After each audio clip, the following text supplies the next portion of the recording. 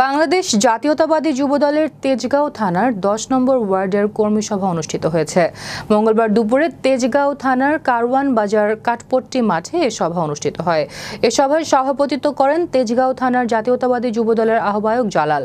প্রধান অতিথি হিসেবে উপস্থিত ছিলেন বাংলাদেশ জাতীয়তাবাদী যুবদলের ঢাকা মহানগর উত্তরের সদস্য সচিব সাজ্জাদুল মিরাজ। আরও উপস্থিত ছিলেন ঢাকা মহানগর উত্তরের জাতীয়তাবাদী যুবদলের সিনিয়র যুগ্ম আহ্বায়ক মনিরুল ইসলাম স্বপন, ঢাকা মহানগরের উত্তরের নেতৃবৃন্দ সহ জাতীয়তাবাদী দলের অঙ্গ সংগঠন, সহযোগী সংগঠন ও মূল দল সহ সকল নেতৃবৃন্দ উপস্থিত ছিলেন।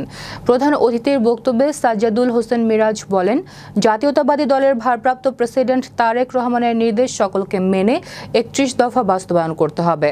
রাষ্ট্রনায়কের নির্দেশ চাঁদামুক্ত, সন্ত্রাসমুক্ত এবং জুলুমবাজ অত্যাচার মুক্ত একটি শাসন ব্যবস্থা কায়েম করতে হবে। মঞ্চে যখন এসেছি তখন ওই মাথা থেকে এই মাথা পর্যন্ত আমরা যতজন আদর্শিক ভাইদের দেখেছি, আমার মনে হয়েছে আমরা এখানে সকলেই যুবদলের আদর্শিক ভাই। কিন্তু আমার মনে হয়েছে এইখান থেকে যারা অনুপ্রবেশকারী ছিল, যারা হাইব্রিড ছিল, তারা চলে গেছে। যারা সাচ্চা জাতীয়তাবাদী আদর্শের সৈনিকরা, আপনারা সকলেই কিন্তু বসে আছেন। আমি এই পর্যন্ত 53টি কর্মী সভার আমি প্রধান বক্তা ছিলাম, কিন্তু আমার এইখানে এসে আমি যতটুকু দেখেছি, আপনারা কিন্তু শহীদ প্রেসিডেন্ট জিয়াউর রহমানের নাম, দেশনেত্রী বেগম খালেদা জিয়ার নাম, আমাদের সাংগঠনিক অভিভাবক জনাব তারেক রহমানের নাম একজনও বলেন নাই।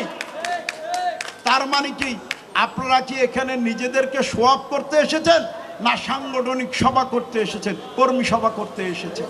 31 দফা যখন বাস্তবায়ন করতে যাবেন, এখনো কিন্তু অনেক আওয়ামী লীগ দোসর এলাকা অবস্থান করছে। কোনোভাবে দায় এড়ানো ভাবে কর্মসূচি ঘোষণা করা যাবে না। এই দায় এড়ানো কর্মসূচি করার কারণে গত 16 বছর স্বৈরাচারী সরকার এই দেশে মানুষকে লুটিপুটে খেয়েছে। আমাদের বৃহৎ একটি সংগঠন থাকা সত্ত্বেও আমরা কিছু করতে পারি নাই, কারণ দায় এড়ানোর কাজ আমাদের নেতা কর্মীরা করেছে না করেছে, দায় এড়ানোর কাজ করেছে। যখনই যেখানে কর্মসূচি দিয়েছি, ছবি তুলে ভিডিও দিয়ে কোন রকম একটা ফোকাস দিয়ে আমাদের কাছে পাঠিয়ে দিয়েছি, করেছি। আন্তরিকতার সাথে করে নাই। আজকে আপনারা আন্তরিকতার সাথে করেছেন বলে এই স্বৈরাচারী সরকার এই দেশ থেকে বিতাড়িত হয়েছে। ঠিক না বন্ধুরা? ঠিক।